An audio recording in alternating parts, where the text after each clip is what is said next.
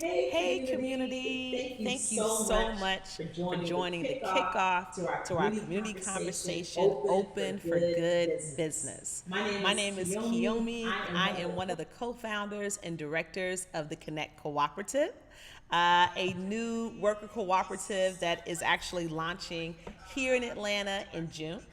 So give us a few seconds. I think I hear some feedback and some audio. So I just turned my mic down. My apologies. There we go. My apologies. But thank you guys so much. We wanted to bring everybody on to have this conversation about cooperatives, broad-based enterprises. How does it impact Black-owned businesses during this pandemic? Recently it's been shared that I believe it is Black-owned businesses are closing at twice the rate of white counterparts here in Atlanta. And Atlanta is called the Black Mecca. And so we wanted to be able to dig in a little bit deeper with this conversation, create some solutions for businesses that are existing today during these times. I wanted to bring on Ronnie Galvin, who is one of my favorite folks out there in the movement, in the struggle, just doing some amazing work. Ronnie is now the new managing director for community investment for the Community Foundation. So I'm reading my notes because I want to make sure I get all of this right. Ronnie is responsible for managing a team of or responsible for community leadership and discretionary funding programs, leading with his experience in and for the passion of racial equity and reparative justice. And Ronnie is just one of my favorite folks that'll flip over a table, whether it be virtually or in person, when it comes to getting some things right. So we got my good brother on tonight, who I am so excited to be kicking off the first of three of our series virtually, which is called Open for Good Business. Ronnie, would you like to be able to share to the good people a little bit about yourself and why are we here tonight? Mic check, mic check. Can y'all hear me all right? Yes, sir. Yes. Okay, all right. Good to be with the Atlanta family and anyone else that's watching around the country and around the world. Kiyomi and Mark, Connect family. Good to be with y'all. Just to like make sure we get the lineage right.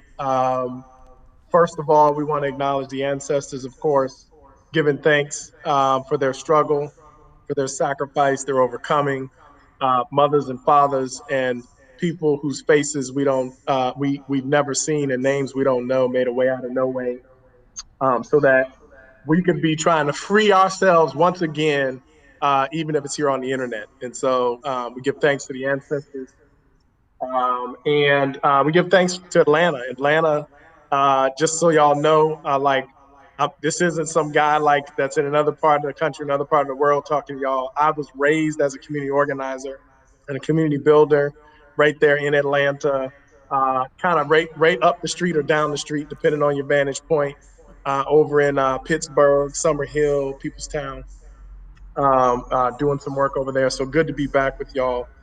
Kiyomi and Mark and the Connect family asked me to talk today about a frame that we call the Ubuntu economy, or you might even call it the Ujama economy, right? The economy that belongs in the hands of the people, and frankly, Black people, as we're talking today. And I thought about how I might frame this conversation with a title.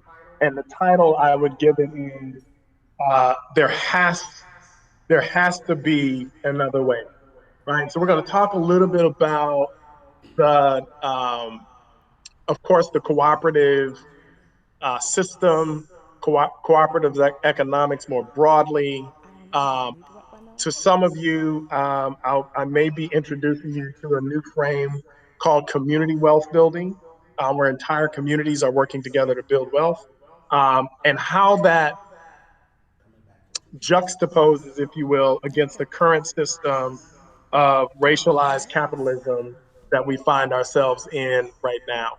Um, so that's what we're going to be up to. And Kiyomi and I are going to have some conversations along the way. Did I get that right, Kiyomi? And Yes. yeah, yeah. So, Kiyomi, should I just And before you continue? start, Ronnie, I want to tell the people you definitely want to write some things down during this conversation.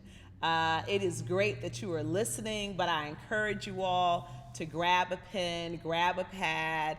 Ronnie is going to share some really great information. And our desire is that you'd be able to take this information to be able to have a deeper understanding of how you can even expand your business, support your business, kind of develop just some more energy around this whole community wealth building and what kind of impact it does have on your business. So I see some great people on here. Housekeeping, don't forget when you have a chance, if you want to leave a comment or you have a question, leave it right there in the comment section. And that way we can make sure that the good brother Ronnie sees it. And we will make sure that we'll try and get to the questions and comments as they're coming up. But I just want to make sure that you have a pen, that you have a pad. I see Jason, Omar, J Mac, Keith Ann Powell, Miss Angela. Grab your pens and pads. This is not going to be a screenshot type of situation. You need to be writing things down. So we appreciate you guys, and let's just jump right on in. So, Mark, I don't know if the slides are teed up. If they're, oh, there you go. I see they're getting ready to come up. Um, so, this is a question for the folks who are watching along online. I'd love for y'all to like share in the chat box your response to this question. I don't know if you remember when you used to be in school, when the teachers were maybe exerting grace on us, as opposed to giving us the essay questions, they would give us a true or false question. And so this is the true or false question. Black people in general are at the bottom of every meaningful social indicator that determines the quality of our lives. Black people in general are at the bottom of every meaningful social indicator that determines the quality of our life. I'm talking to the folks on Facebook Live. Is that a true statement or is that a false statement? And if so, why? So just want to watch it and kill me. And Mark, I can actually see Can you see the the chat comments? box. Yeah, I Okay. can see the comments. I forgot I have a cell phone too. So so And I'm Ronnie, talking to the let me audience know. out. Can you? Oh, sorry. I'm sorry. Go ahead. Go ahead, Ronnie. So I just want to check in with the audience online. Black people in general are at the bottom of every meaningful social indicator that determines our quality of life. True or false? And why? Back that up. Come on, put that in the comments. So I see Michael Wright has said true. Whitney Fuller has said false. Okay, okay. Come on, Whitney. Come on, Michael. Bring it. So, say a little bit about why.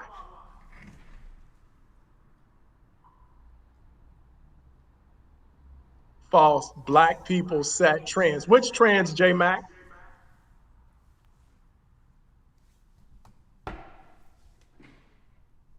So while y'all are doing that, let me offer an opinion that maybe will spark some conversation and maybe further debate. I agree with J Mac that Black folks are trendsetters. We are way makers. We can make a dollar out of 15 cents, right? We've all had mamas and grandmamas who, could make a full meal for a full family, with a couple of loaves of bread and a couple of cans of beans and a bag of rice, right? And um, so we know how to survive, right? I would submit to you that when you look at the indicators related to, let's say, um, health, and we saw the impact of this once again in the pandemic. When you look at the indicators of wealth and income and things the like, when you start and life expectancy, right? When you start looking at these kinds of indicators, right, it is clear, right, and it is almost irrefutable that Black folks, not because of who we are, or anything that we've done, But because of the system that we're in and what it's designed to do, Black folks, generally speaking, fall at the bottom of all the stuff that's supposed to be good and at the top of the stuff, top of the stack of things that are supposed to be bad. And so I just want to offer that. Now, I just want to be clear. I love Black folks, right? And in my mind, Black folks can't do no wrong. But I would submit to you that this country, the United States of America, is an interlocking and it is built to be an interlocking and mutually reinforcing system that includes politics, economy, and immorality. And all these things have come together to exploit people, to exploit land, to exploit power, to exploit privilege, right? For the purpose, this is my thesis, for the purpose of building and concentrating wealth in the hands of a few, right? And the few that I'm talking about are overwhelmingly white, they're overwhelmingly male, and they are overwhelmingly what I call Christian supremacists, right? Um, and as they are exploiting people and land, right? Black people, Black bodies, and Black families, and our communities are the primary targets of this exploitation. And because Black folks are the targets of this exploitation, right? This kind of system that was designed to exploit Black people is what produces the social disparities that we see in our communities. And so the case that I'm trying to make to you is that despite how much we've marched, how much we've prayed, as my one of my mother's former judge, Glenda Hatchett, used to say, how much chicken we fried in other people's kitchen, right? How many babies we suckered from other from in other folks' households, right?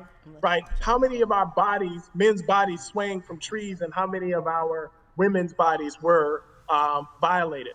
All the stuff that Black folks have been through in this country to try to get this country to recognize our humanity.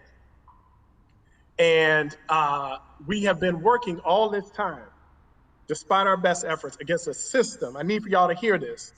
We've been working all this time in a system that is designed to kill us. And at the heart of that system is a system of racialized capitalism, which means that some people win, some people lose.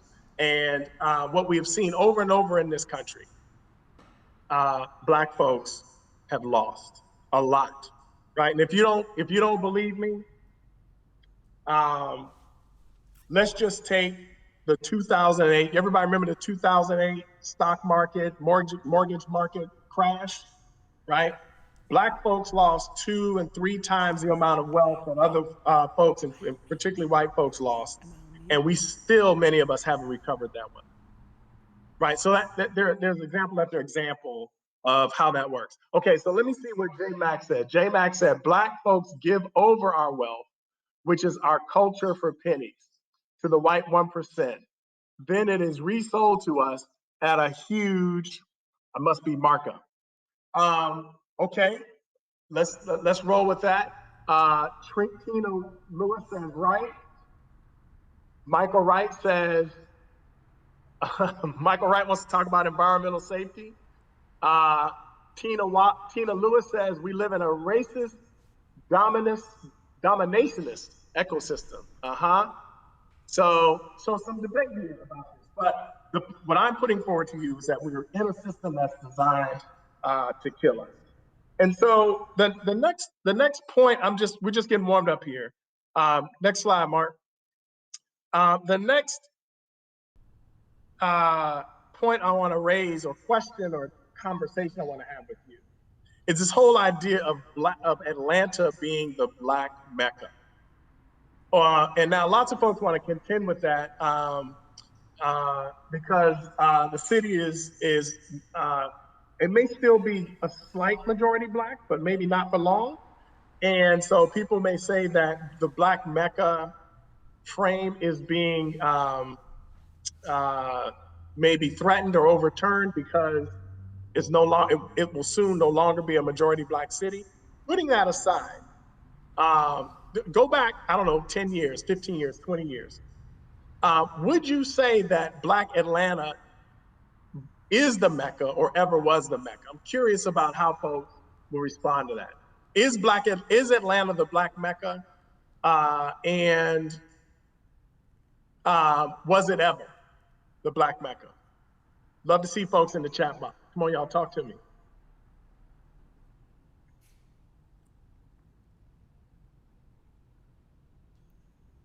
Is Atlanta the Black Mecca? So can you see, Ronnie? Keith Ann says she doesn't think it ever was. Michael Wright says the definition of Mecca, entry 1 of 2, a place regarded as a center for a specified group, activity, or interest. Also, Ms. Powell shared she feels that it might be only for a select few. Yeah. Miss Whitney says, I honestly don't know enough history to make an informed opinion. Mr. Hudgens, Jason said, no. Atlanta is critical to Black culture. We have Black political leadership, but we do not have Black ownership. Ooh, come on, y'all getting warmed up now. Yes, yes. J. Max says, like the Matrix, portions of the Atlanta community were allowed to flourish. Also, from Ann, if that was true, then it would have been at the bottom in education and income.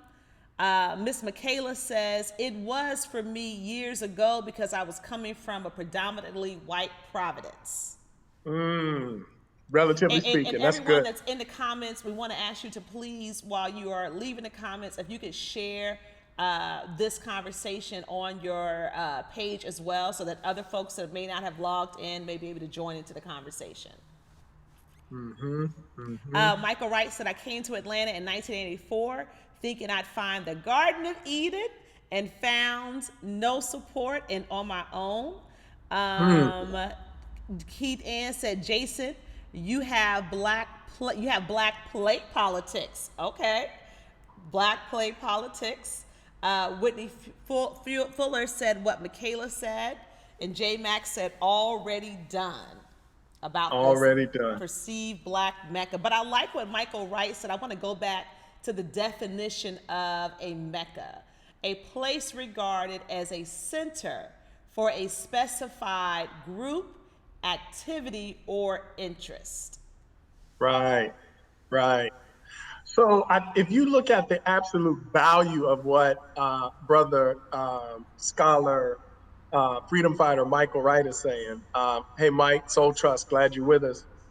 The absolute value of that, yes, Atlanta is and was a center for Black folks. I can tell you, I moved to Atlanta from Miami, Florida, and I can tell you that 3 or 4 classes of my high school in front of me and 3 or 4 classes of my high school behind me, we all picked up and moved to Atlanta.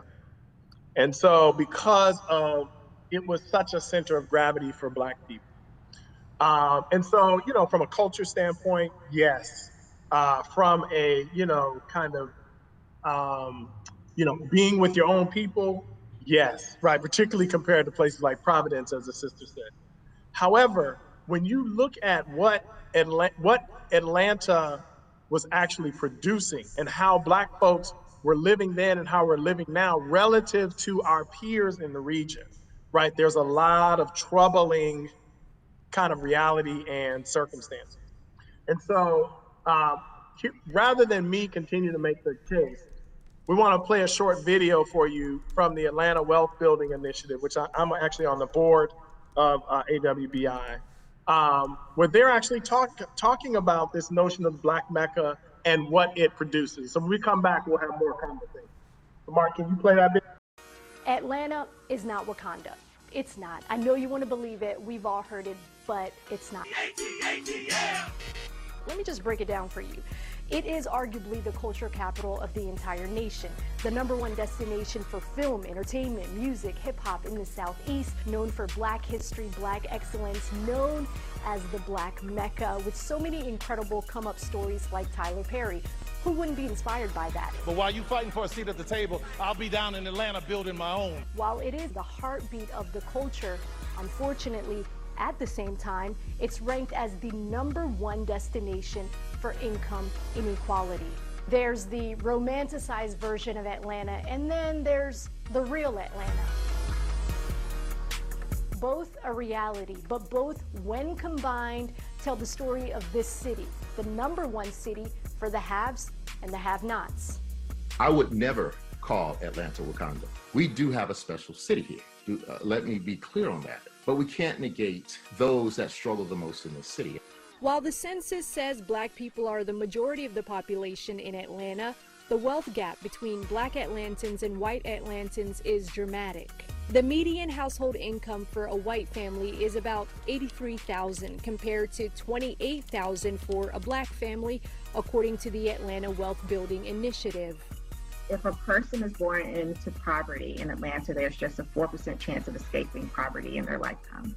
To compare the economic racial divide, just 2% of white households in Atlanta live below the poverty line, compared to 29% of Black households. The average Black-owned business is valued at about $58,000, while the average value of a white business is more than $600,000. But the imbalance doesn't stop there. Atlanta's top 5% of earners are bringing home around $300,000 a year, while the bottom 20% all live below the poverty line, making less than $17,000 a year. So who's in that bottom 20%? You'll find most of them in the heart of Atlanta's South Side and West Side, where historic Black communities are trying to hold on to their neighborhoods as property value goes up and gentrification brings in new neighbors. I was thinking that we will be here forever. It looks like it's getting close.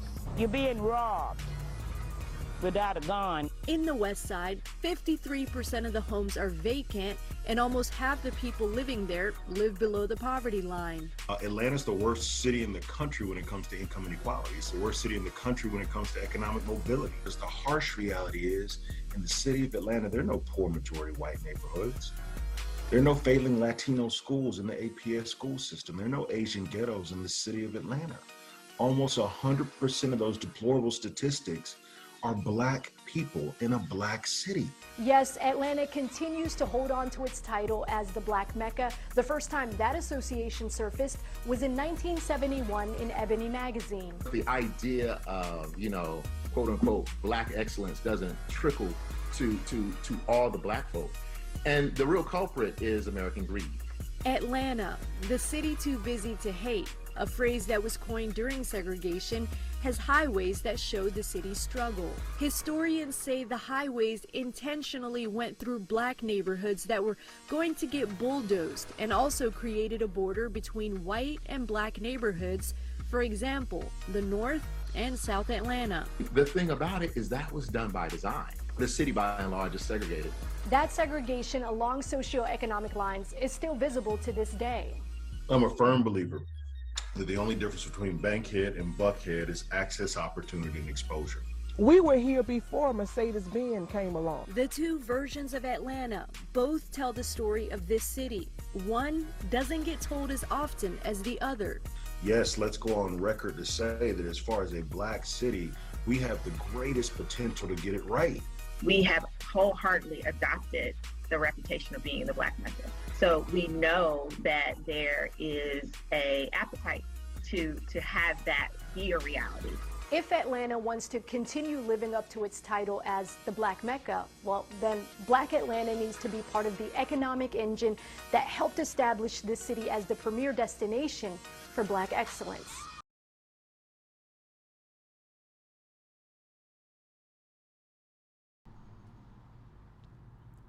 Okay. So, what you think? I'm sorry, am I muted? No, I can hear you, Kiyomi. Okay. So yeah, I'm looking at the people that are in the comments. For a lot of us, a lot of those visuals that we did see were literally footsteps away from the community that we actually live in. So I know, let me see, Whitney, Jay, Jason, Keith Ann, if you all were able to identify, a lot of those streets were really right near our neighborhood. I see Sister Dion just jumped on. So yeah, the Black Mecca, but who is the Black Mecca really for? Yeah. And I think Michael Wright hit it, all this with a Black mayor after Black mayor after Black mayor after Black mayor. So to see so much disenfranchisement, or so much disparity right within the Black community. That was by design. That was by design. And Kiyomi, so part of the reason why we're having this conversation is because the narrative of Atlanta being the Black Mecca, a lot of it wasn't just culture, so deaf and all those folks, right? But it was also about economic opportunity. And Brother Wright is talking about Black mayors, Black political establishment, and things of the like. So we had Black positions, but we did not have economic power. And it's a strange kind of thing because with the Black, and those of you who are from Atlanta, y'all know this history better than I do. Right? And Ronnie, if you could come a little closer to your mic a little bit. Oh, yeah. There we go. There we go. Is that better? Yeah, yeah. That's better. So some of y'all who are from Atlanta, y'all know this history better than I do. But Maynard Jackson was the first mayor of Atlanta. Black mayor. Well, in my book, he was the first mayor. But like, he was the first Black mayor of Atlanta, right? And y'all remember what Maynard is famous for, right? Maynard is famous for basically making affirmative action real. When they built the airport, Maynard Jackson said, oh, some Black folks could get a piece of this pie. And that really set into motion like significant business opportunities for Black people who otherwise would have been excluded from, contracts and things of the like. And it set Atlanta on what looked like a really good trajectory, right? And so that Atlanta was one of the Black enclaves around the country that had like the most millionaires, for example, right? And the most small businesses. As a matter of fact, in 2016, the Black Chamber of Commerce there in Atlanta reported that Atlanta has 2.1 million Black businesses. Say that number again, Ronnie. Let's hear it again. 2.1 million, the most of any city in the country. Right? And so you've got Black businesses, you've got Black wealth in some places, right? You've got wealth at large. But somehow or another, as the sister just said on the video, at the same time, Atlanta has the highest poverty and inequality of any other major city in the country. How is that possible? Right? And so what I want to submit to you, and this is really the point of this first part of this presentation, is that capitalism, and I don't know if y'all are thinking about our economy this way, right? Capitalism is what produced this mess that we're in. And capitalism will not save us. Black capitalism, just Black folks who own their own businesses all by themselves, doing what white folks have done, will not save us. Atlanta tried that. That's what I'm trying to tell you. Atlanta has tried the business route like white folks have done it, individual LLCs, corporate structures, and it has created as much damage as it has good. And so so part of what we're doing in this first part of this conversation is we're demythologizing capitalism. We're demythologizing this idea that it's all about me and mine and I, right? Like the Ubuntu economy, the Ujamaa economy says it's not about me or mine, it's about us and we, right? And the question is, can we build a political and economic system that's not just about some of us, but it's about all of us, right? So what y'all may not know is that I'm also an ordained minister, and I like to preach from time to time, and I'm trying not to do that here tonight. But we've been tricked into believing that our progress is based on our individual self-determination. And our religion has tricked us even into believing that, right? This whole Say idea of that again, individual Ronnie. Say self. that last part, because I don't know if they Our, heard about that, the our religion part. religion, our religion, if you're a Christian in particular, has tricked us into believing the hype around individualism. And that individualism, this notion of individual salvation, it's all about you. I got to get mine. You got to get yours, right? This notion of individual salvation has parlayed into how we run our economy. And I reject the idea, as a Christian minister, the idea of individual salvation. I ascribe to, they call it soteriology. I just ascribe to the soteriology that says, if ain't none of us, if all of us ain't saved, none of us ain't saved. Ronnie, And is there a way for us to take that kind of ethic into our economy? Ain't none of us doing well unless all of us are doing well. Ain't none of us Ronnie, thriving until all of us are thriving. Yeah. listen, in the comments, the Atlanta way, in air quotes, sacrificed most of the black community in this city in order to create a black ruling class. Right? Next comment. Ann said we need to pass a collection plate. Miss Ashley said that is white supremacy. Brother Omar did the target that you're right on. Keith Ann said this is Bible study on Thursday. Michael Wright said individualism is a European Christian concept. That's right. Not Ujamaa. That's right. That is not Ubuntu. That's what fed into or feeds into the sacrifice of the black community in this city in order to create a black ruling class. Yeah, and I'm looking at Keith Ann Powell, who said, "Child." We all felt that. We collectively are feeling that right now. So Kiyomi, let me like flip it back on the audience. And some of you may be old enough to know what this is. And even some of the young folks might know like exactly what this is. What would happen in our communities? And by the way, the Connect is a beautiful example of this. The Connect is such a beautiful example of this. Yes. What would happen in the community where you grew up? I grew up in an all-black community in Miami, Florida. What would happen if somebody couldn't pay their rent or their mortgage? What would happen? The rent parties. The rent party. The rent parties. Right? And so I remember my mom and daddy frying chicken and fish. There was I don't know if it was wine or Ripple, but there was this drink called TJ Swan, and they had the wine with the net on it, the net bottle on it, and they were playing cards, and they were passing the bowl around the room to help somebody who could not pay their rent. Yeah. Right? Like this is part of the tradition of who we are, mutual aid society, that gave rise to churches and HBCUs and insurance companies and things of the like, right there in Atlanta, right?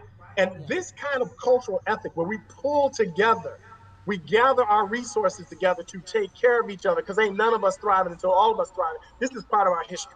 But we have kind of allowed ourselves, as Malcolm said, to be hoodwinked, bamboozled, right? Into thinking that, well, no, I got to go. And what we're asking for, what we're inviting you to consider in this moment, start further down this road of economics, is how do we get back to taking care of each other and this idea of being brothers and sisters who are wrapped up in each other's well-being? How do we take that ethic into our economy? And so that's what the next few slides are about. Mark, if you could put up the next slide. And I just want to shout out some of the latest comments. So Brother Jay knew about that TJ Swan. Wow. Let's shout that out. Miss Ann said, in West Indian communities, we did susus. Demaine has a really great comment. He said, it is the illusion of inclusion. And Jay Max said, collectiveness is totally and absolutely non-white. Right. Hey, Mark, can you go back to the slide with number 6? There you go.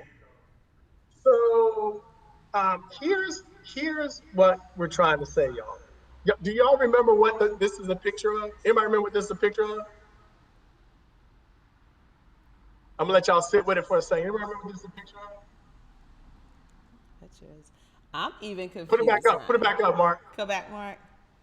What is that a picture of? This is a picture of the fire station that the Movement for Black Lives organizers, activists, and people in the streets. This is a picture of the police station that burned down. Yeah. And I'm showing this to you, not because I want you to go and like burn down the police station over there in Zone 3, which is where I did my work, but people in the streets have already recognized that everything about this system is designed against the best interests of Black people. The way it operates, the way it's structured, right? And that if we are going to get free, this is what this picture says to me. If we're going to get free, we have to literally dismantle the systems that are designed for our democracy. And if we're not going to burn down a police station, which I'm not advocating for, just want to be clear, we certainly cannot mimic the ways of the empire, again, that's designed to kill us. They asked Fannie Lou Hamer, they were interviewing Fannie Lou Hamer, great freedom fighter out of Mississippi. They asked her, they said, well, don't you want equality with the white man? Don't you want to do what white people do? She said, why would I want to do what white people do? Why would I want what the white man has or what the white man is? She says, I would be setting my standards way too low. And if I did do what the white man did, I would be a thief and a murderer. And so the point of this is we can't mimic the system that has been built to kill us. We've got to actually come up with another way. And that's what we want to talk about today. And that's what Black folks have done wherever we've been on the planet, and certainly in the belly of this beast. We have to create another way if we're trying to get free. We can't rely on the ways of our oppressors to get free. So next slide. Sorry. One last thing. This is what this system of individualism, white supremacy, Christian supremacy, heteropatriarchy, gentrifying of our neighborhoods, underfunding our babies' schools, pandemic, disaster, concentrated wealth. This is what it produced. And we tried this in Atlanta, y'all. We tried to play their game in Atlanta, and we are the #1 city in the country for poverty and equality. And things have gotten so bad that if white people stopped generating wealth today, I need for y'all to hear this. If white people stop generating wealth today, and Black people continue generating wealth at the pace we've been generating it, it would take 228 years to close the gap. Say that number again, Ronnie, because I want to make sure they heard you. It would take how many years? Yeah. You want me to say it for the folks in the back? Yeah, say it for the people in the back. It would take how long? It would take 228 years for the average Black family to amass the wealth of an average white family. But the white families have to stop earning wealth today. So what you're saying is white people would literally have to stop amassing wealth, like stop receiving any type of generational wealth, revenue, income. They would have to decide collectively, we are going to cease in participating in capitalism. And then it would still take almost 2.5 more generations for us to catch up. I just want to make sure I'm understanding that properly. Right. So not our children now, not our great-grandchildren, but our great-great-grandchildren. That's how we'd be able to catch up right now with the current system in place. That's right. Okay. That's right. It left everything left the same. Now, somebody do the math for me. Now, I know we've been here for 40 years. How long were Black people in chattel slavery? I'm just curious. I haven't done the math on that lately. How long were we in chattel slavery? Anybody know? Was it like 235 years? What was it? Anybody know? I feel like it was right around that 200 and like 40-ish mark. Miss Ann has a question. She wants to know, is that the statistic you just gave about the 228 years for us to amass the wealth of a white family today, is that only in Atlanta? Such a good question. That's nationally. And here's what's likely, given the poverty and inequality gap in Atlanta, it's liable to take longer. It's liable to take longer since the gap in Atlanta is bigger, at least the income gap, which is a signal of the wealth gap. It probably will take longer in Atlanta. Wow. Yeah. So I'm showing this because we just want to, next slide, please. We want to be clear on what this system is producing by its design and intent. And we're making the case for we cannot do the things that brought us to this point if we expect to have a more beautiful Black Wakandan future, right? We have to actually do something radically different to save ourselves, right? It says, I'm not going to preach tonight, but it says in the good book, work out your own salvation and save yourselves from this corrupt generation. Yes, it does. Nobody is going to do that. Let me just say one other thing to you. Nobody's coming to save us. Yeah. If Jesus comes on a cloud, that's whenever that happens, that's great. But outside of that, nobody's coming to save us. We got to save ourselves. And this will be the only white person that I'll quote probably on this whole presentation.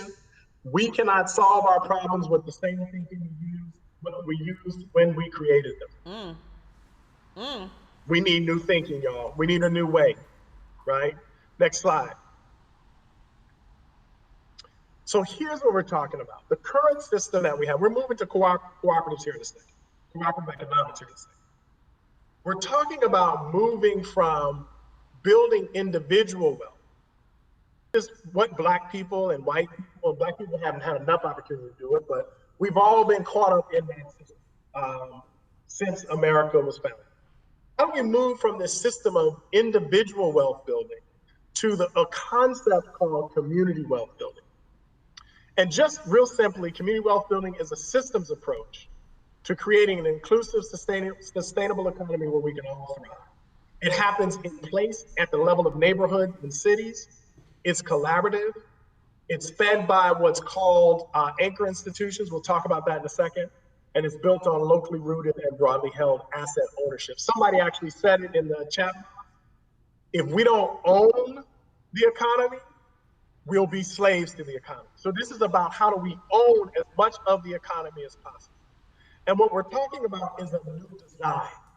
Not like tinkering around the edges, not like getting a few businesses a little more money, although we'll take it. But we're talking about fundamentally redesigning the institutions in our communities, how the institutions are collaborating with each other, and how that system comes together to build and produce the outcomes we're talking about. Outcomes like equity, justice, democracy, sustainability, healing. You can have an economy that is a healing economy, y'all, that produces health and well-being. Our economy right now, it does not produce health. The pandemic and how we perform is exhibit A, B, C, and D, right? It produces dis-ease, right? And so we can have otherwise if we choose to do so. Next slide, please. So this is a snapshot. You may not be able to read the graphic at the top, but I just want to show you kind of a vision of what it looks like. We use the phrase community wealth building. We're talking about a whole neighborhood or a section of the city like Southwest Atlanta, where worker-owned cooperatives, this is where the workers actually own the business together, and they share in the decision-making and the profits, are connected to the universities and the hospitals and the government, right? They are actually producing the things that our communities need, and they're generating profits. And out of those profits, we're creating our own credit unions and public banks, and we are generating our own power. And that power system is owned and controlled by the community. and we're selling that power to other communities. And the profits from those enterprises are coming back into our communities so that we can do more things that are related to our health and well-being. This is what it looks like. And there's a movement that is popping up all over the country and all over the world where people are beginning to experiment with these kinds of systems because they see that the current capitalist system based on individualism and wealth to a few is failing the majority of us. Next slide, please. Next slide, Mark. And please, Kiyomi, if there are any questions in the chat box, please throw them at me. So you won't know what this picture is, but I'm showing it to you to give you a snapshot of a whole country that actually has this as their economic system, this idea of cooperative economics. Next slide, please.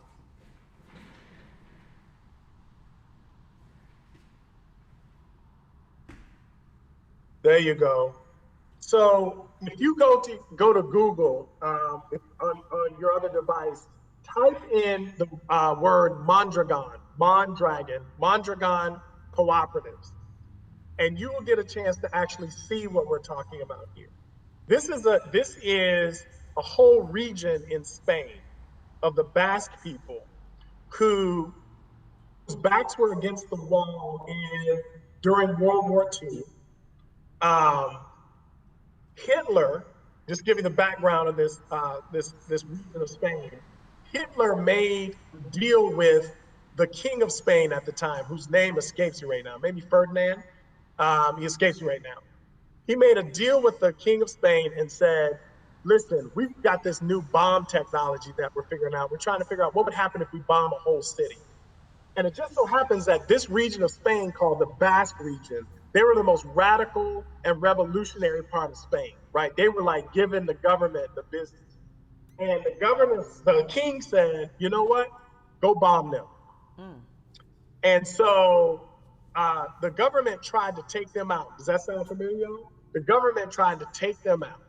And as a part of their recovery, right, which we got to be thinking about coming out of the pandemic, as a part of their recovery, they said, we're going to build our own economic system.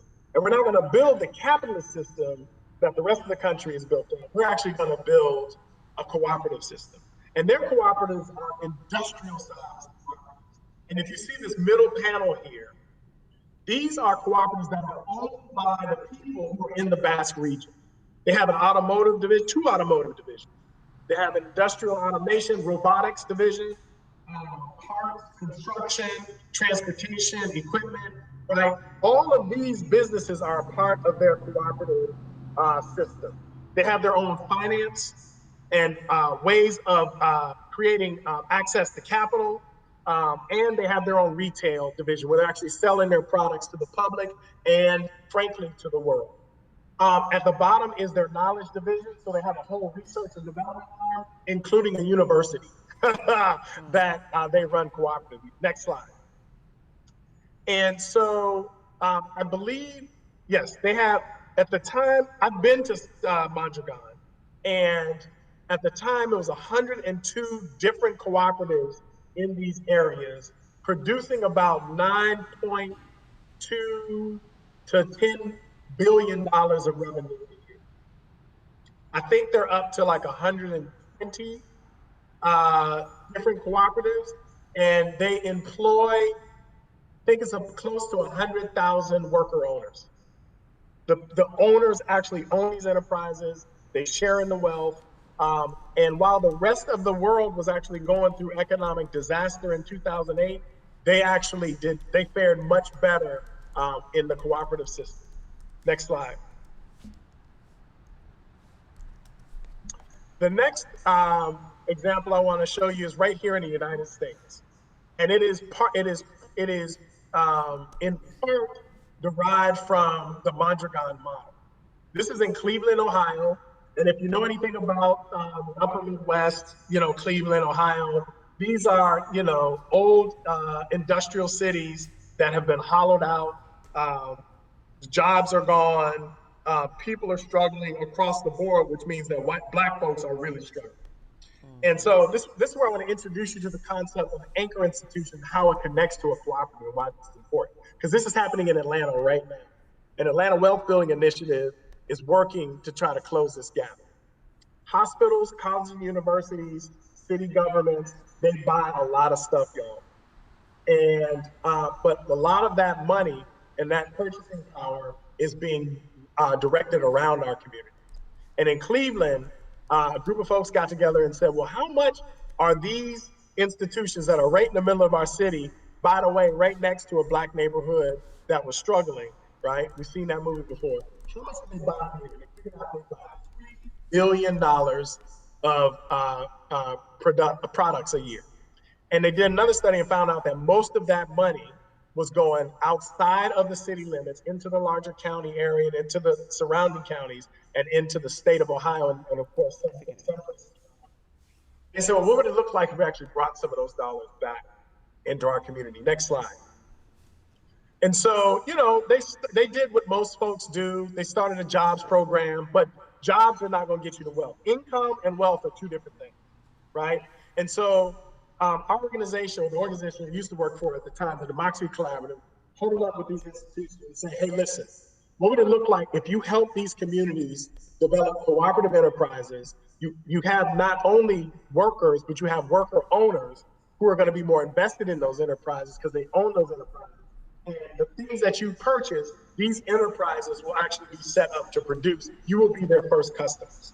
And out of that came 3 cooperative enterprises. One is a laundry cooperative that does a large chunk of the very specialized laundry for Cleveland Clinic, one of the country's premier healthcare systems, and University Hospital, which are right there in the middle of Cleveland. Next slide.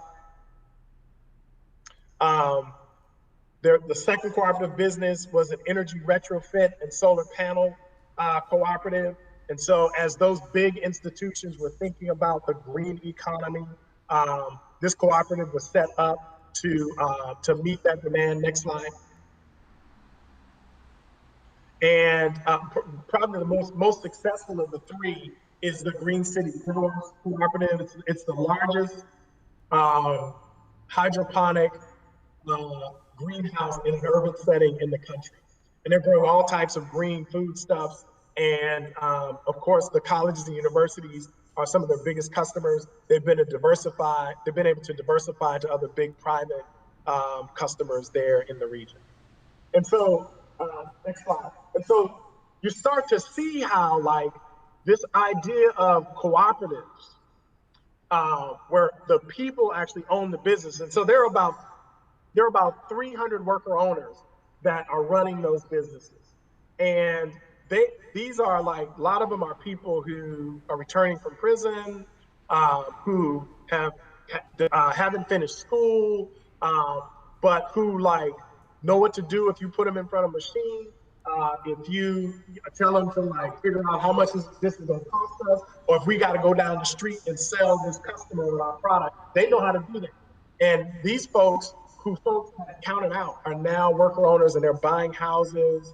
They're working collaboratively to improve their communities. They're more civically engaged, right? And as worker owners, they are now actually working to invest their dollars in new ways. They formed a technology cooperative, and they're looking at how they can take over a portion of the city's broadband infrastructure and actually operate that business as a cooperative enterprise. And so this is beginning to kind of grow, right? It's happening in Cleveland, Ohio. It's happening in the Bronx, in New York. It's happening in Albuquerque, New Mexico. It's happening in Oakland, California. This model is starting to pop up all over the country, where cooperative enterprises that are owned by people are connected to the big purchasers in our community to generate income and wealth. The last one example is actually not on these shores, but it's actually in Preston, England. And the reason why I want to show you this next slide is because similar to Cleveland, right? Similar to Mondragon, similar to Black folks in this country who had their backs against the wall. This was another city in the UK that had their backs against the wall.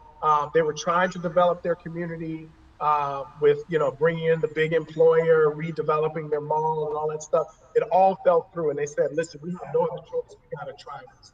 And as a consequence, First thing they did was they brought back £1 billion, right? To increase local spending. So the government and the big institutions were spending money all over Europe. They said, we're bringing that money back to invest in our community. We need to do that in Atlanta. We need to get Atlanta to invest in the cooperative infrastructure in Southwest Atlanta, right? 1 billion from the anchor institutions, hospitals, colleges, universities, and 100 million pounds from the local government, right? They then built their cooperative infrastructure modeled after the Mondragon system that I talked about in a second. And this has become so successful. Two things have happened. They're starting now on their own credit union and their own community development finance institution to help grow development that's happening at the pace and the will of the people. And Preston City, when they started this in about 2012, was one of the worst livable cities in Europe. It had been ranked as one of the, not in Europe, in the UK, one of the worst livable cities in the UK. And in 5 years, they moved from the worst livable city to number 14, and now they're up to number 12. And they will tell you that a lot of it has to do with building wealth for our whole community as opposed to leaving it in the hands of individuals. Next slide. So Ronnie, I just want to jump in. There was a question from Keith Ann. Her question is, so the cooperative economy, or I guess, so is the cooperative economy based on production? That's a really good question, because it's tricky, because we could be modeling the capitalist system in many ways. Mm-hmm. And I will say that it is based on I love it, producing the things that our people need. Mm-hmm. That's what it's based on. And at Keith-Ann, in its most fundamental or irreducible core, the community wealth building and the cooperative economy, the Ubuntu economy, the Ujama economy, did I freeze up? There you go. The Ujama economy. It's actually, it has less to do with production, and it has more to do with, are we concerned for the well-being of everyone in our community? That's really the fundamental core. And things we produce they are there as a consequence of the things that we need as a society. The other thing that I've been playing with this idea, and Kiyomi, I want to get more Q&A here in a second. Mm-hmm. I've been playing with this idea that the wealth we produce, if we produce more wealth than we can actually use, then it's actually waste. Like wealth that like just goes in a bank and like, or sits in an endowment that's like not being used for people's immediate concrete well-being, wealth that's produced like on the stock market, that's like just sitting there in people's bank accounts. I'm playing with this idea that kind of wealth is waste, and that we need to act with wealth the way that we should be acting with food. And that is, if the land produces more than we need, what they used to do in my community is we would figure out what we needed something. And if it wasn't somebody in our community, because we were committed to not wasting that food, we would find somebody in another community. Right? So so Keith Ann, I'm trying to deal with your question. And that is, at the root of all this is relationship, and not wealth exploitation, but wealth that actually helps all of us live well and do it well together. Does that make sense? And I think, Ronnie, even to kind of bring it even closer to home, I think the example that I always give to a lot of folks when we looked at Mackenzie Scott divorced, when she went through divorce with Jeff Bezos, and she had so much wealth, right? That this white woman said, I have so much wealth, right, that is just sitting here. I'm going to give these, she gave to HBCUs in a space in a way that HBCUs had never received funding ever, right? And she's still giving, right? So to think that there was so much wealth / waste that she just had sitting there, that she just amassed, right, from this divorce, that she decided, hey, I have so much I have to give. Like, she would never be able to spend all of that money that was literally just sitting there. So I think Right. about that in that example of that wealth kind of waste kind of concept of that wealth just sitting there, amassing all of this money that, between Jeff Bezos and, the evils of Amazon, that she was able to have so much money to give and has continued to give. Yeah. Yeah. And this is a really good point. Thanks for Mark. I think we're done with the slide. And I want to share some comments. So we have J Max said, I agree with this idea, Ronnie. Excess is waste if not being put to good use. That is what is corrupting democracy. Michael Wright said the surplus wealth should be accessed for those who need the step up. Yeah. Yeah. Well, I've mentioned this to a few folks, and I've gotten run out of a couple of rooms because I think a lot of people are still committed to wealth as an excess and as me and mine. But I certainly, Kiyomi, with you and your community, you and Mark's community, I would love to see if we could work out this concept of wealth, excessive wealth as waste, Yeah. and I want to what share our Miss Tina. strategies. She has a great comment. I'm sorry, Ryan. I don't want to jump in, but I'm trying to make sure I No, shout please. out folks who maybe we haven't had a chance to highlight. Tina Lewis says in a community design model, the people decide as a group democracy how to use the wealth for the good of the community. Maybe that means reinvesting in other communities and starting cooperatives elsewhere. Brother Domain said a collective wealth sharing with one goal could be more than a pipe dream if the right heads are elected to run it.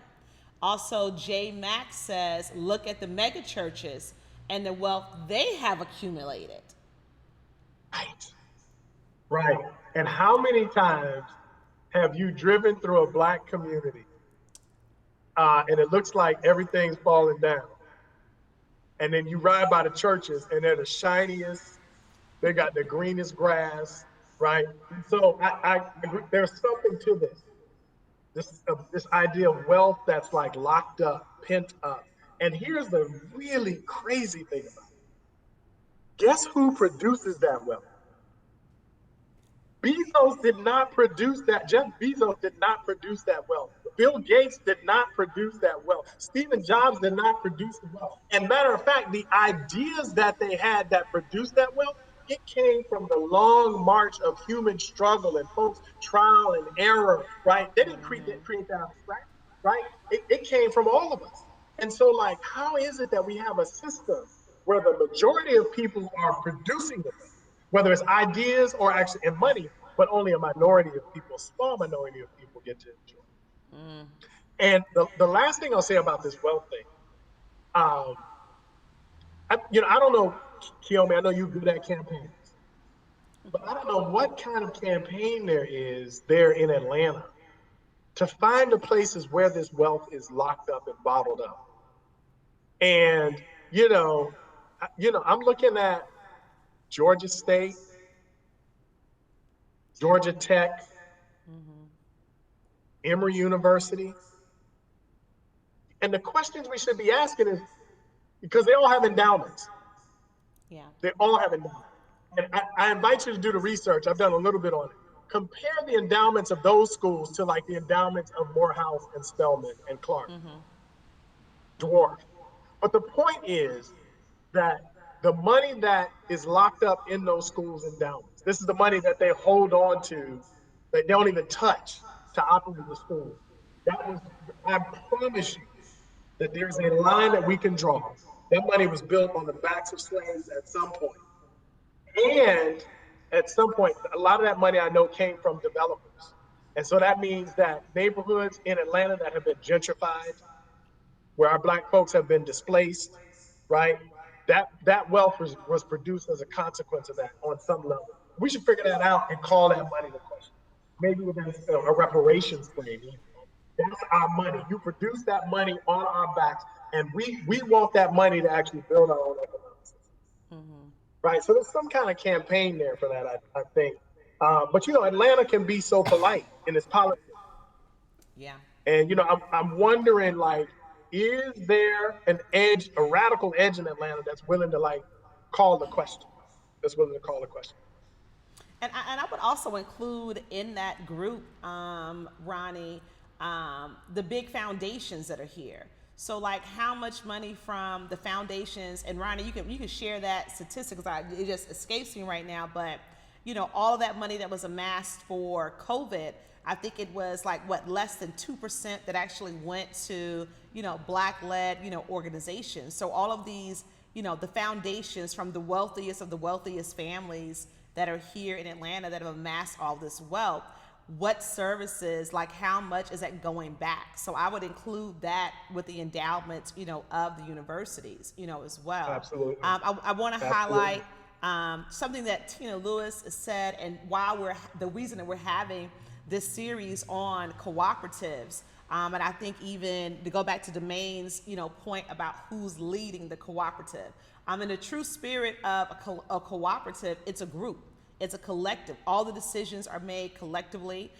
There are no leaders. When people refer to me or Mark as, the lead of the Connect, many of you have heard me correct them immediately to say there is no, leader. I am a member. I'm a co-founder, of this space.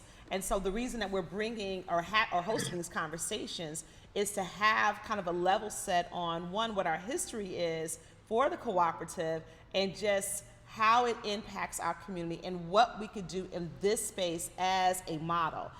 Ms. Tina Lewis says, in a community design model, the people decide as a group / democracy, or I think I may have read that, I'm sorry, we'll go back. Ms. Tina Lewis said, the people as a collective should run it. That one leader model is the problem. I agree.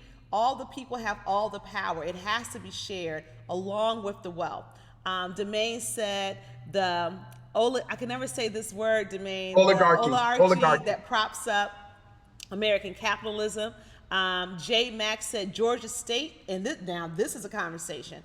Georgia State was essentially given most of the property they have because the university at the time of the purchases did not have the financial means to accomplish it.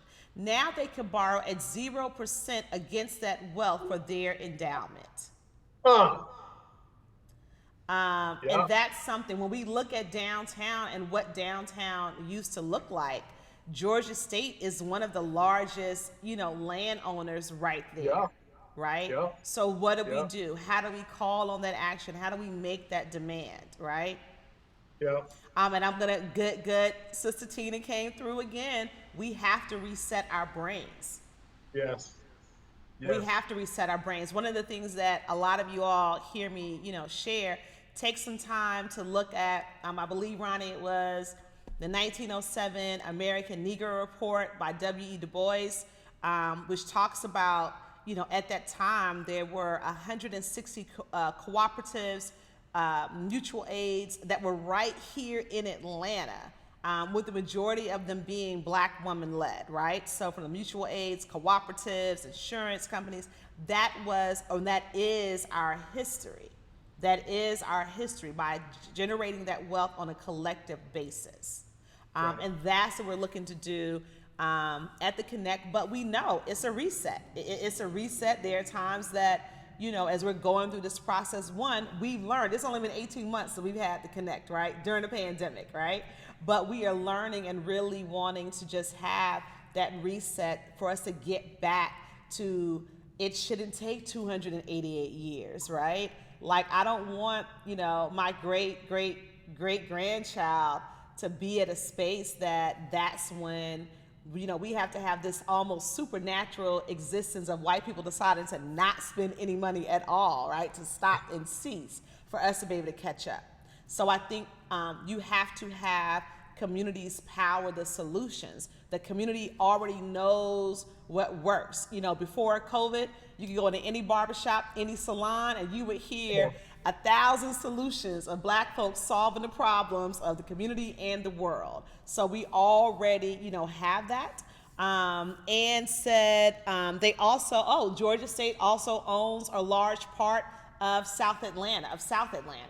So that is, how do we get that, that revenue? How do we think of this community wealth building concept to be able to create, anchor is, or be able to create relationships with That's right. these anchor institutions to be able to produce some cooperative Yeah. economics. Can I jump in here? So here, You can. there is a built-in possibility to build a mini Wakanda in Southwest Atlanta. And Mark, if you could get ready, not right now, if you can get ready with slide 23. I do want to show that slide 23 and 24 in just a second. So we've been talking about these anchor institutions, these large institutions that buy lots of stuff. Now, the buying power of an HBCU is not the buying power of a predominantly white institution for all reasons that we're talking. However, you do have Morehouse, Spelman, and Clark, and the IPC right there, like up street from y'all. What would it look like to actually create an economic development? Because right now they're doing economic, and they're doing it under the capitalist, individualist, all of them are, that we just talked about. And I can tell you 50 years from now, 100 years from now, they're going to be having a webcast just like this, and they're going to be saying, damn, why did we do that? Right? So what would it look like to actually approach them? And I know, Keone, you're talking to President Matthew Williams over at the ITC. I know he has some interest in this, but he might be the only one. I don't know about the other institutions. But what would it look like to get into St. Emory and Georgia Tech and Georgia State and all them aside? Let's go to the institutions that are ours. Yeah. And so it'd be interesting to see if we can pull that off. Last couple of slides for me. Keone, can I just present these last two slides?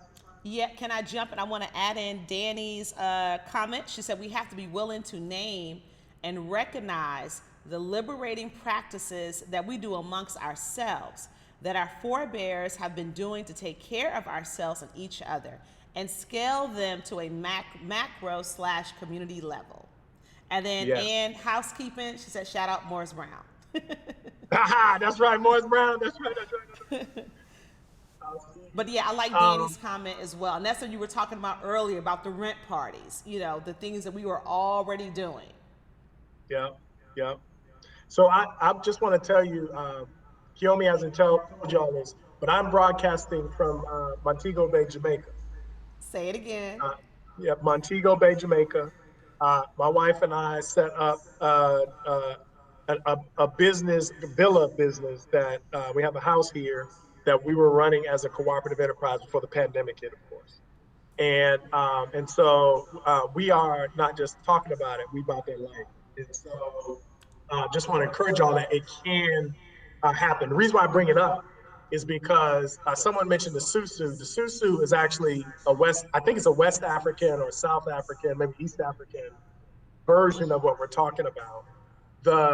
In Jamaica, the rent party where we all come together, we save money, they call it the partner. They call it the partner. And they say our family has done it. And we save thousands of dollars doing it. Thousands of dollars just with 8 people in the family, just moving the money amongst us. So it is possible. In Ethiopia, they call it the idiri. The idiri. Even the Latino folks have a version of it. In El Salvador, they call it directiva. So like this idea of like collective economics, cooperative economics is not new, but we've been tricked. We've been seduced away from our cultural underpinnings, and this is it's time for us to claim it back. Yeah. So looks like Jermaine Ginyard has a comment there. Yes. He says we're going to have to quiet the noise of selfish capitalism and the need to be seen first. Wow, that a lot of that's happening in Atlanta. Operate with humility, with a collective love for ourselves and community. Take that group accountability to another level. Yes. Looks like Danny has a comment. Danny's comment. I read that earlier. Okay, go yeah. So just last thing, Mark, if you could put up that slide for me, I think it was 23. So I just want to close with these last 2 slides. This comes from Randall Robinson's book, Debt. what America owes blacks, and he is making the case. And this book's been out probably for about 20 years or so. He's making a case for reparations. And I know we're not talking about reparations tonight, but we've been talking about a system that is designed to against our interests and our well-being. And here's what he said.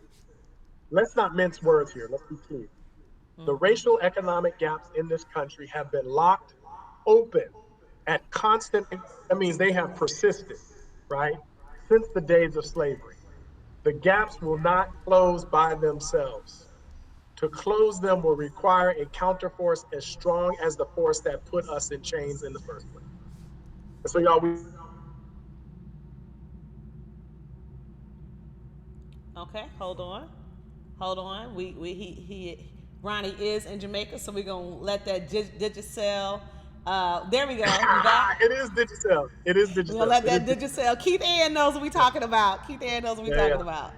So we have to change our mind. We have to change our way. We have to change our um, system, if you will. And there's a biblical word for this. And I'm not trying to get biblical tonight, but it's repent. Like, and it's not like to just throw ourselves on the ground and say, I'm sorry.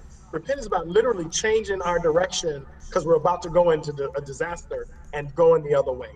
That's what this moment calls for. And if we don't, if there was ever a moment I'm sorry. in this pandemic where the world, the universe, the ancestors, everybody that has ever lived on this planet is inviting us to do something different, this is the moment. The pandemic and what happens after the pandemic is an opportunity for us to change the game, y'all, and to change it in our favor. Because if we don't, next slide, this will Next slide. persist.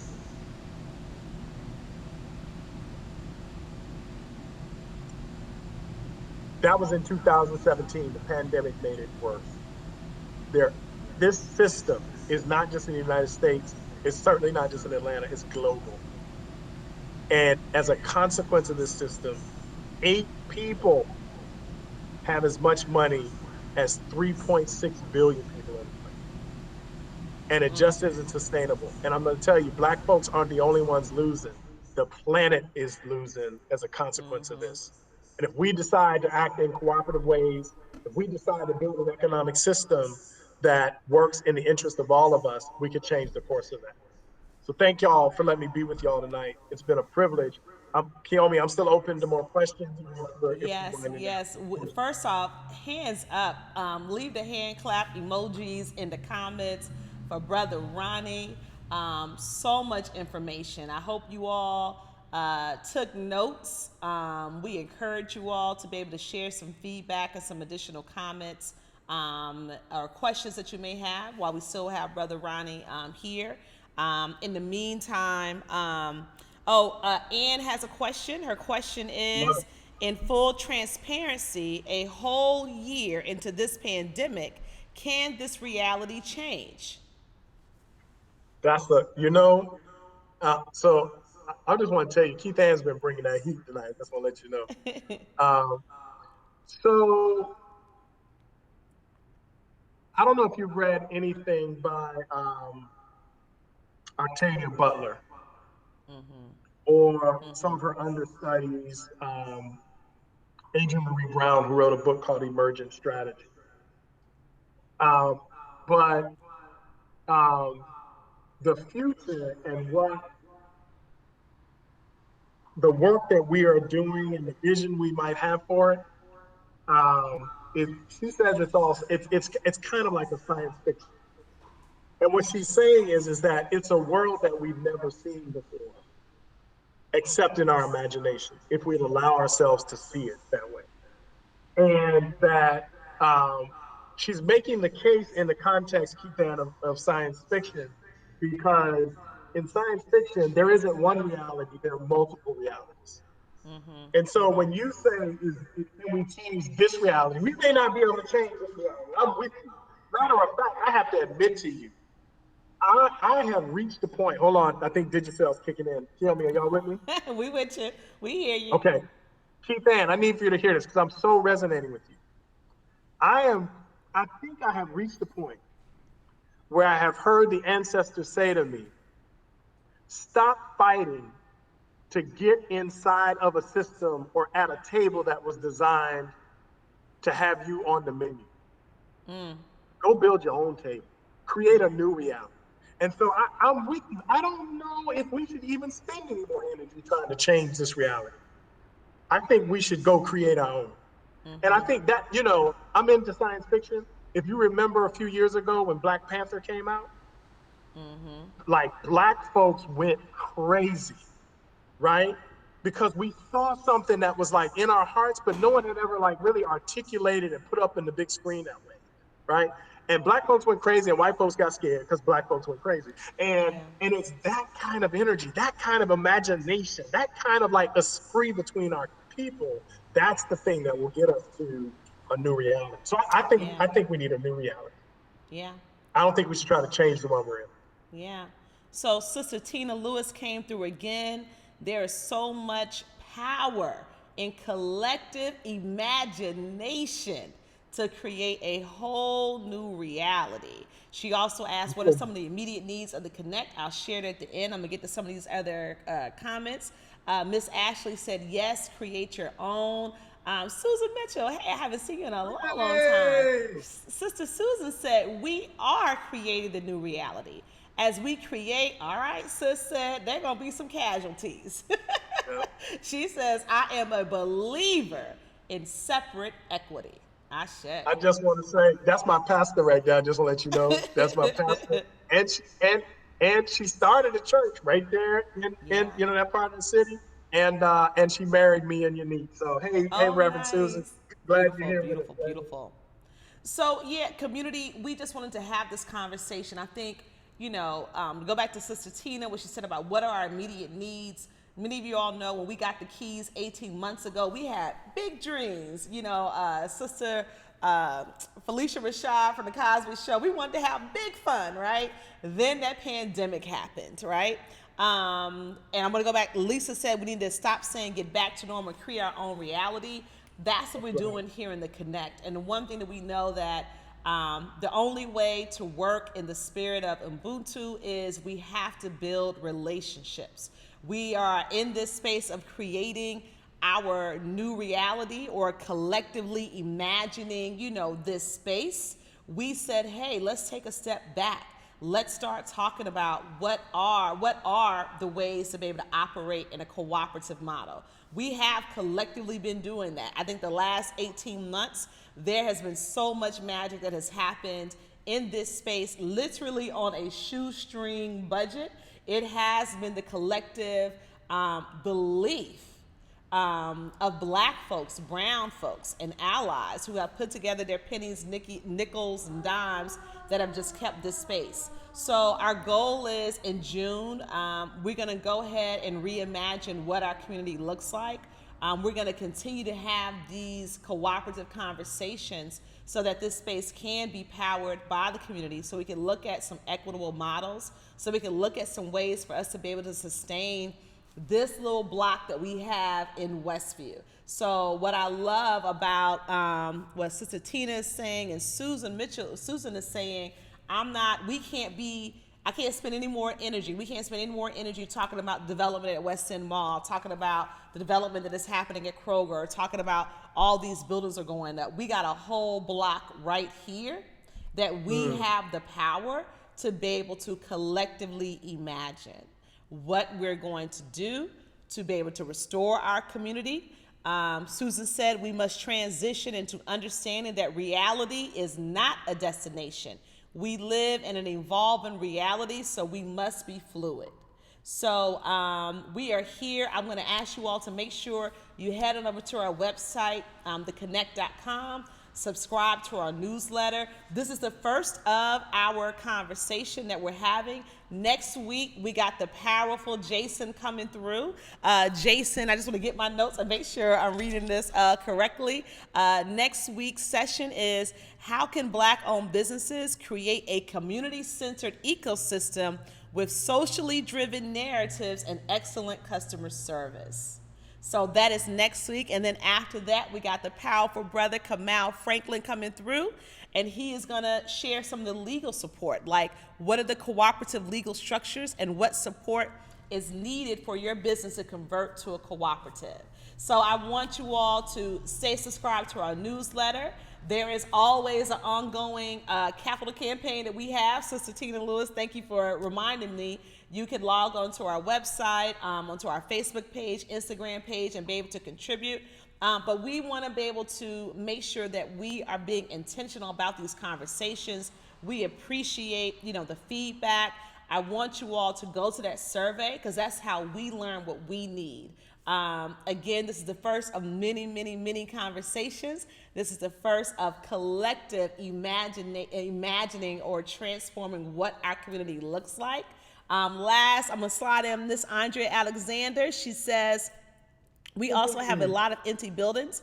One aspect of reparations will be to access these buildings for our collective work. Yes, Ms. Alexander, we have a whole building right here that I'm sitting in. You see the cinder blocks behind us. It is empty, and we are waiting to be able to get to do the good work. I want to tell Brother Ronnie, thank you. Ronnie is always, has made himself available. He always gets me hyped, and ready to put on, the good fight. I appreciate you and your family and all the support, that you do. Demand said, give us the land. Yes, we are all about that land sovereignty. So we will be doing the work collectively with the community. I also want to share, we're going to continue this conversation by tomorrow. Also, I have the privilege of joining Danny, Nikishka, and the good folks over at the Guild community. There's a conversation called On Our Own. It's a conversation about real estate, capitalism, and development. And so I get a chance to hop on that. So Danny, if you're still on, if you want to drop that link in the comments for that. But thank you guys so much. This is a great kickoff. Ronnie, Jason, Kamal, y'all gonna have to come with it next week because Ronnie has set that bar pretty high there, pretty high. So I appreciate you always, being a part of just on the right side of history. Can I just say that, Brother Ronnie? I love you tremendously. Let's just keep this thing going. So we will see you all tomorrow if you're going to join that conversation with the Guild. Remember, Ronnie is the managing director for community investment of Community Foundation. We love that he is in that role. We're talking about some seats at the table. There's a seat at the table right there. So we appreciate that good work. Thank you all. Log on to our website. This stream, this view will still be available on this page. So even if folks have missed it, please continue to share. Thank you, guys. And Ronnie, can we just have some last few words for you to close us out? Yeah, so Martin Luther King Jr. showed up in Montgomery, Alabama, and he became the pastor of Dexter Avenue Baptist Church, and we know the rest of the story. But a lot of folks don't know the person who was there before him. His name is Vernon Johns. And there are people who've said that if this, just go with the metaphor, if Martin Luther King Jr. was the Christ-like figure, then Vernon Johns was John the Baptist. And Vernon Johns said, if you see a good fight, get in it. And I can tell you that this fight for Southwest Atlanta, this is a good fight. I know y'all are in it. And I know how Black folks are, particularly when you fighting with and on behalf of the folks you love the most. When we start swinging, other folks will start swinging with us. So y'all keep swinging, and we're in this fight with you. Let's keep fighting. Bless y'all. Love y'all. All right. Appreciate it. Keep up the good fight. Let's all join in and keep swinging. Thank you, guys. I'm signing off from the Connect Cooperative. We'll see you tomorrow with On Our Own, that conversation. And then the information for next week's stream for you to register will be available on our page tomorrow. Thank you guys so much. God bless and good night.